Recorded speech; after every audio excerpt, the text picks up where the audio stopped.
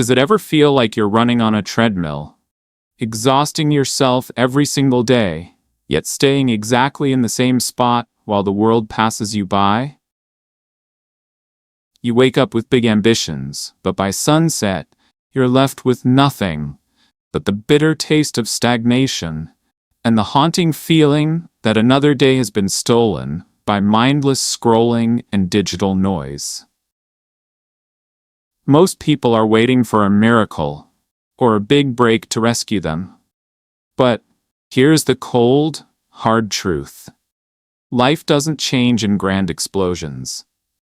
It changes in the quiet, neglected corners of your schedule. Welcome to English for You. I'm here to tell you that you don't need a 25th hour in your day. You just need to reclaim one. Just 60 minutes. That is only 4% of your day. Yet when used with intention, it carries more transformative weight than the other 23 hours combined. Think of it as a compounding interest for your soul. While the world is busy reacting, you will be busy building. 1 hour of focused effort every day adds up to 365 hours a year. That is more time than a student spends in a lecture hall for an entire semester. If you are tired of feeling stuck, tired of your English skills hitting a plateau, and tired of watching your potential wither away, then it is time to stop wishing and start winning. Subscribe to English for You right now. Join our community to transform your English fluency and your mindset simultaneously. Don't let your future be a casualty of your distractions. Let's stop being spectators in other people's lives and start becoming the architects of our own, starting with the next 60 minutes. Think of your mind at dawn as a pristine, untouched canvas before the world begins splashing its chaotic ink all over your potential. Most of us, unfortunately, commit a silent act of self-sabotage the second we open our eyes. We surrender our highest cognitive peak to the demands of others, drowning in a sea of digital noise and meaningless notifications before we've even had a sip of water. I have been there too. And I know that when you start your day in a reactive mode, you are essentially letting strangers and algorithms program your emotions. To master the first hour is not just a productivity strategy, it is a vital act of rebellion against a life of mediocrity. We must treat this window as a sacred workshop where you, and only you, hold the tools. Instead of letting a social media feed dictate your thoughts, imagine using these 60 minutes to deeply absorb a complex English masterclass or to architect the specific milestones of your next big career move. While the rest of the world is still groggily reacting to yesterday's drama, we are already miles ahead, fortifying our mental grit and sharpening our focus. You don't need to be a morning person to win this battle. You just need to be a person who values their future more than a glowing screen. By choosing to command your sunrise, you transition from being a casualty of circumstance to becoming the intentional architect of your own destiny. It is a tragic irony of modern life that we will install high-tech security systems to protect our physical possessions. Yet we leave the gates to our minds wide open for every digital thief and trivial distraction to enter. We must treat this 60-minute window as a high-security vault. To guard the hour like treasure means recognizing that every quick notification or minor interruption is actually a form of small-scale theft against your future self. I have seen too many people treat their time as a cheap, infinite commodity, when it is actually the most finite currency of our destiny. If we don't build a fortress around this hour, the noise of other people's priorities will inevitably drown out our own progress. Think about it. You wouldn't let a complete stranger walk into your workspace and start throwing your important documents in the trash. So why do you let social media algorithms toss away your mental focus? We need to establish non-negotiable, ironclad boundaries. Tell your inner circle that you are off the grid for this specific window. Lock your phone in a drawer or switch to airplane mode. Find a physical sanctuary where the world's chaos cannot penetrate. This isn't about being antisocial. It's about being an achiever who understands that greatness requires isolation. When you protect this time, you transition from being a victim of a hectic schedule to being the undisputed owner of your future. By refusing to let low-value noise consume your high-value evolution, you are finally sending a powerful message to your subconscious that your life is a masterpiece worth defending. Speed is absolutely worthless if you are sprinting in the wrong direction, yet most people are exhausted simply because they are busy being lost. This brings us to a non-negotiable principle: direction before action. I've seen countless individuals work themselves to the bone only to wake up 5 years later in the exact path, wondering why their massive effort didn't translate into real evolution. The painful reality is that movement does not always equal progress. If you jump into your growth hour without a clear why, your energy becomes scattered, and scattered energy is a certain recipe for burnout. We must stop asking our unstable emotions, "What do I feel like doing today?" and start demanding from our souls, "What future am I intentionally constructing?" Think of it this way: action is the engine that drives you, but direction is the steering wheel that keeps you off the rocks. For instance, if you spend an hour trying to be productive by randomly browsing tutorials or skimming articles, you have built nothing but a false sense of busyness. But if you spend that same hour mastering one specific coding function or one complex grammatical structure to solve a real-world problem, you have gained a weapon. Clarity turns your effort into a laser. Without it, you're just a light bulb wasting electricity in an empty room. We need to decide who we are becoming before we even dare to pick up the tools. Tell me in the comments, what is the one area of your life where you feel like you're working hard, but going absolutely nowhere? Let's face that frustration together so we can recalibrate your compass.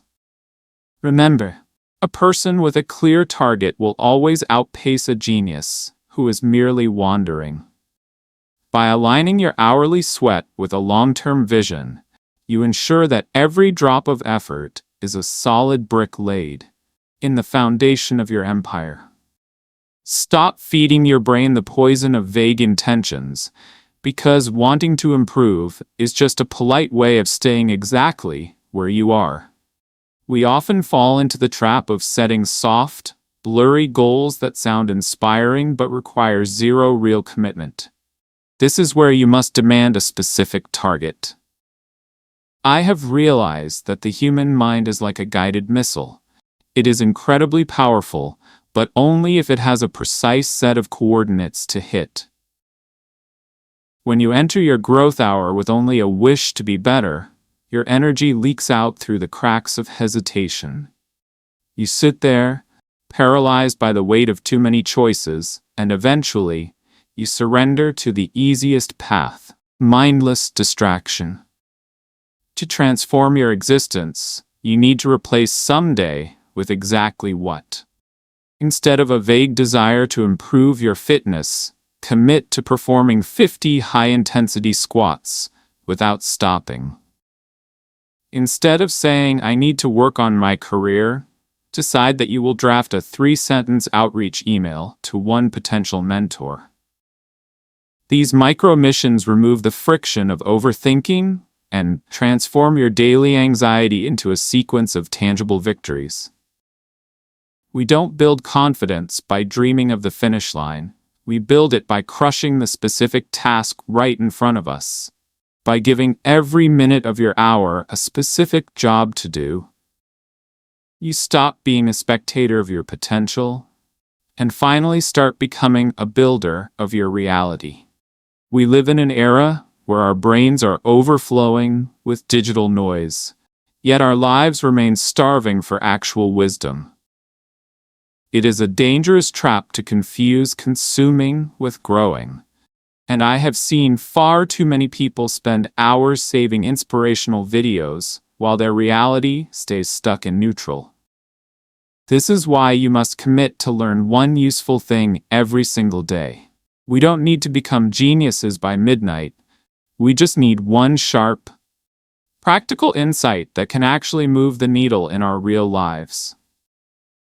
Think of your mind not as a warehouse to be stuffed with random, useless facts, but as a high-precision tool that requires the right edge to function. For example, instead of losing your hour to top 10 listicles that you'll forget in minutes, imagine mastering a single negotiation technique to use at your next salary review, or understanding the specific psychology of how to de-escalate a heated argument with a loved one. One useful lesson is worth 1,000 interesting facts, because a lesson changes how you act, while a fact only changes what you say. I realized long ago that it is far better to know one thing deeply and apply it than to know 100 things and do absolutely nothing with them. When we prioritize utility over entertainment, we stop being collectors of noise and start being creators of value. By feeding your mind one sharp truth every day, you are slowly but surely starving the version of yourself that you no longer wish to be. Knowledge is a stunning library, but a library won't build your house, only your hands will. We often trick ourselves into believing that by watching another tutorial or reading another chapter, we are making progress. But let's be brutally honest. Without execution, information is just a sophisticated form of procrastination. This is why you must prioritize practice over theory. I have seen far too many brilliant minds drown in a sea of facts, while their reality stays bone dry of results. We need to stop being collectors of ideas and start being practitioners of change, because 1 hour of messy, imperfect doing carries more weight than 100 hours of perfect thinking. Think of it this way. You don't master a craft by observing the masters, you master it by mimicking their sweat.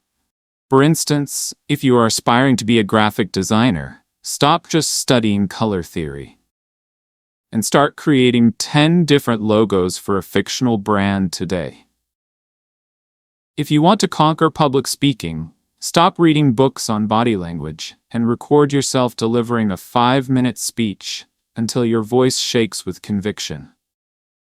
Practice is the sacred arena where your muscles learn what your brain only suspects. Ask yourself this: how many life-changing secrets have you already learned but never actually lived? Why are you still hunting for more information when you haven't even utilized 10% of the wisdom you already possess? I tell you this because I've wasted years being a student of life without actually living, and I don't want that for us. True wisdom isn't found in the silent ink of a page, but in the loud, gritty sweat of your daily commitment to act. Most of us are currently living in a state of civil war within our own minds, where our big ambitions are being held hostage by our temporary moods. We claim to want success, yet we surrender to the first sign of boredom or fatigue. This is why the ultimate goal of your 60-minute practice is to build discipline. I have learned that motivation is merely a fair-weather friend. It's loud when things are easy, but disappears the moment the climb gets steep. Discipline, however, is your internal anchor. It doesn't ask if you're ready or inspired. It simply demands that you show up because you gave your word to yourself. For instance, instead of waiting for a perfect burst of energy to study, decide that you will transcribe 10 minutes of a complex technical lecture even when your brain feels foggy. Or, if you're launching a project, commit to refining 5 specific lines of code or outreach messages before you allow yourself the luxury of a break. Every time you choose the task over the temptation to quit, you are healing the fractured trust you have with yourself. We don't just gain skills in this hour, we forge a new identity that no longer negotiates with laziness. By honoring this single hour, regardless of how you feel, you stop being a slave to your impulses. And finally, step into the role of a sovereign commander of your own life. Activity without assessment is like trying to fill a bucket with a hole in the bottom. You are working exhausting hours, but you are keeping nothing of value. To truly evolve, you must embrace the final pillar. Reflect, refine, and repeat. I have discovered that the world is crowded with busy people who never actually get better because they refuse to pause and examine their own flaws. We often mistake the mere passage of time for the acquisition of wisdom. But experience alone is a poor teacher unless it is rigorously evaluated. If you don't look back at your 60-minute session to see where you stumbled, you are destined to trip over the same stone tomorrow.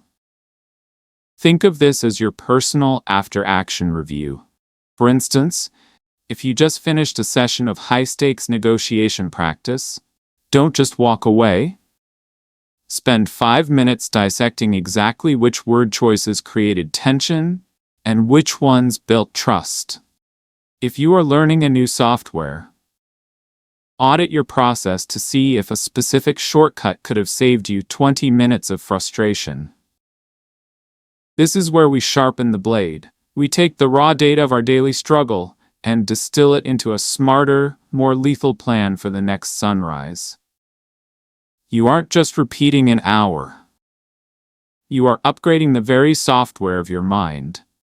By constantly auditing your effort, you ensure that you are not just living another day, but you are architecting a superior version of yourself through every tiny, intelligent correction. Imagine reaching the summit of success only to realize you are too exhausted to breathe and too alone to celebrate. This is the tragic trap of a one-dimensional life, and I am here to ensure you don't fall into it.